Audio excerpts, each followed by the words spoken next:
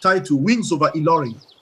In the old city of Ilorin, nestled between the dry savannah and rolling hills, lived a boy named Sulaimon, whose eyes often looked skyward. His home was a modest mud brick house with a zinc roof that groaned under the weight of the harmattan winds. His father was a mechanic at the emir's garage, and his mother sold moi moi and pap by the roadside. But Sulaimon was not made for earthbound things. From the age of 8, when an old Nigerian Air Force jet soared low above their compound during the Salah celebrations, Sulaimon felt his spirit lift with the roar of the engines. He told anyone who would listen, one day I will fly above the clouds and see the world from the sky. But dreaming was easy. Living the dream was not. After finishing secondary school with flying colors, Sulaimon applied to the Nigerian College of Aviation Technology in Zaria. His family sold off a small plot of ancestral land to pay for his first semester. In Ilorin, whispers spread, that boy wants to fly aircraft like Weibo, some in awe, others in doubt. During holidays, while others celebrated, Sulaimon washed cars at government house, did Okada deliveries, and worked night shifts at filling stations to gather enough for tuition and simulator fees. He faced rejection and setbacks, once even fainting during a night lesson after a long day's labor. But each morning, he rose with his usual words, the sky is closer than yesterday. What truly tested Sulaimon's spirit was when he failed his first solo flight examination. The disappointment struck deep.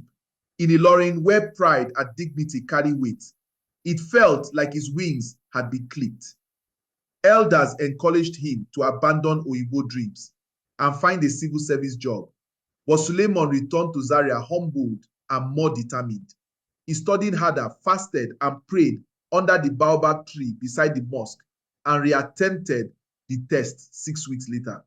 This time, he passed with a perfect landing that made his instructor clap aloud.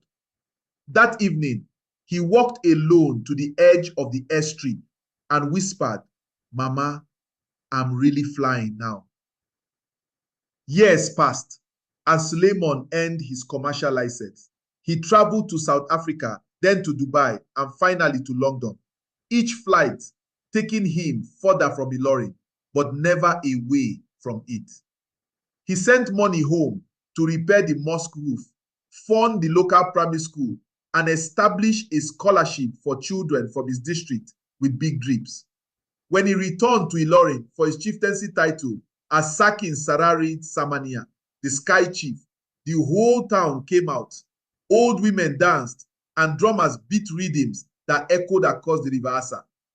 In his white agbada, Sulaimon stood tall beside the emir, who declared, Red pink character Sulaimon, young childhood prompt. A determined young Nigerian boy in his late teens, slim build with sun-kissed skin and short cropped hair, walking barefoot across a dusty Ilorin road. At sunrise, a small notebook in hand, and eyes gazing upward as if following the flight of a distant plane.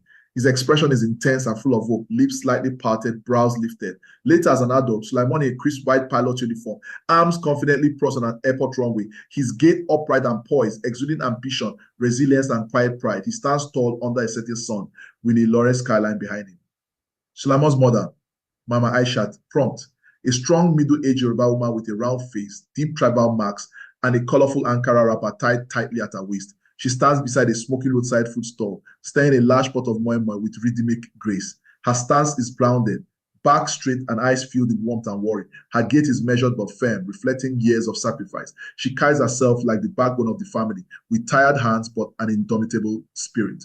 Baba Sulaimon, the mechanic father, prompt, a wiry man in Holstein overalls, squatting beside a rusted Peugeot 504, holding a wrench with stained fingers. His back is slightly bent from years of labor, yet his face is noble and reflective. Sweat beads line his forehead, but his eyes carry silent pride as he glances toward his son. He walks with a slow, cautious gait, like a man burdened by struggle, but unwilling to bow to it. Village elder, town voice, narrator, prompt, an aged Yoruba man with grey beard, regal turban and flowing agbada, sitting cross-legged under a baobab tree with a hand cast. Main character, Sulaimon, young to adults. Prompt: a determined young Nigerian boy in his late teens, slim build with sun-kissed skin and short cropped hair, walking barefoot across a dusty Ilorin road at sunrise, a small notebook in hand, and eyes gazing upward as if following the flight of a distant plane. His expression is intense and full of hope, lips slightly parted, brows lifted.